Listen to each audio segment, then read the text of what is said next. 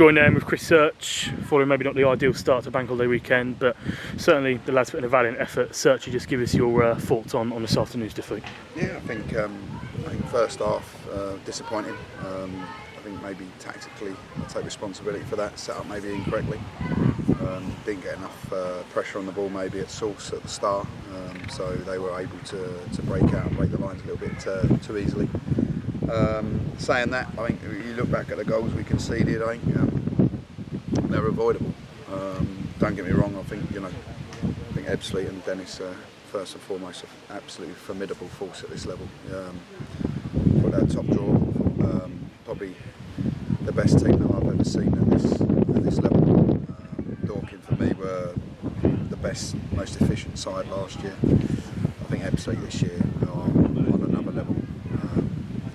I think you just look at the changes they made today, 4 or 5 changes, and even the substitutes that they brought on today. It's ridiculous.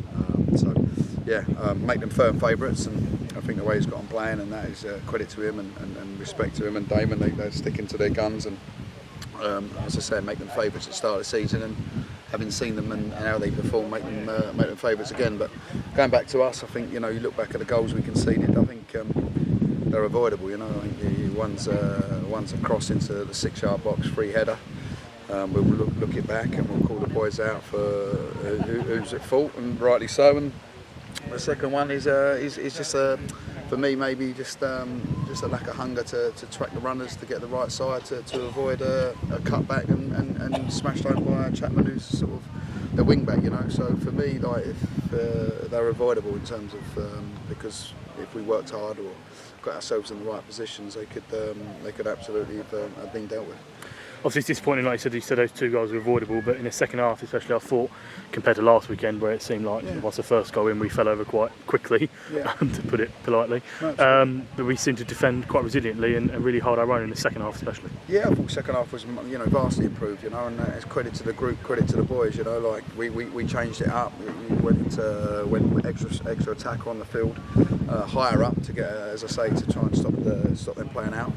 And I thought second half, at 2-0 they're going to sit in a little bit more. They're obviously not needing to go for it as much, so maybe that takes the shine off of our sort of improvement, if you like, because they probably weren't firing all cylinders. But our boys done what they had to do, and they went out and performed really well second half. And credit to them. It was hard after obviously being 3-0 down last week to be 2-0 down against a really good Ebbsfleet side. To show the character they did to come out and perform second half was for me a real good plus. Obviously Blanchy came on at half-time for Nana. He seemed to really have an effect in the game. He got the ball down, tried to play it down the flanks and stuff like that. How impressed were you with him in his second half performance? Oh mate, superb. Listen, as I said last week, realistically, if I had a squad that Ebbsfleet had got then and performed how they done against Oxford, I would have made all 11 changes. It was that simple, We haven't got that luxury, so unfortunately a few were sacrificed, if you like. A couple of changes made, and to get the reaction from Blanchy that he did was brilliant. It was really important he come on. He did change the game for us in a really good positive way. Played him slightly higher on the field, which I think is something that he needs to start trying to understand and embrace a little bit more. He wants to play deeper, but I think he's more influential, more effective higher on the field. But no, as you say, he come on with the right attitude. He done really well, and I'm pleased with him. Obviously, Ben coming on as well. Maybe sacrificed last weekend. I know maybe you think you made the wrong decision there, but has scored an absolute screamer in the 90th minute. Obviously doesn't mean anything, but his first senior men's football goal for Concord at least, and you won't see many but hit better than that. And obviously for you, nice to see your son get on the score sheet too. Yeah, no, Ben's done really well for us. It's always hard. I was saying to Dennis before the game today, it's hard because Ben is my son, and sometimes I think that probably holds him back a bit because the decisions I make around him have to be almost foolproof, absolutely perfect. If there's any sort of unsure, I lean towards the safety option a bit, and that might hinder him. But at the moment he's doing well. He's done really well in the games he's played. It was a bit unfortunate not to start against Oxford, to be honest, because of his energy and whatever else. And again, can't turn back the clock, but maybe call it wrong. But who knows? But yeah, it was good for him to come on today, as you say, and get his first senior goal. Great play from Willow, stuck it. probably for the first time today, to be honest, and set it back.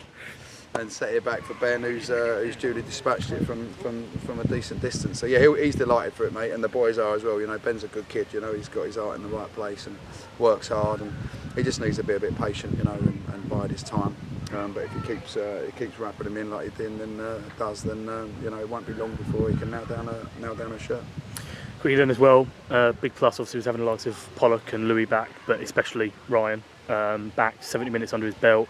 Hadn't looked like he'd been away for a few weeks. Got a yellow card in typical Blackie fashion as well. I'm impressed with you. I thought, especially in the first half, he was our best player out there. And was it just bringing him off just because he'd had, you know, obviously a couple of weeks away from football? I think you look at the boys that did come back today, Louis, Pollock and Blacks. I mean, generally a centre half's going to cover less distance than anyone else on the field, so Aaron can sort of manage himself through the game.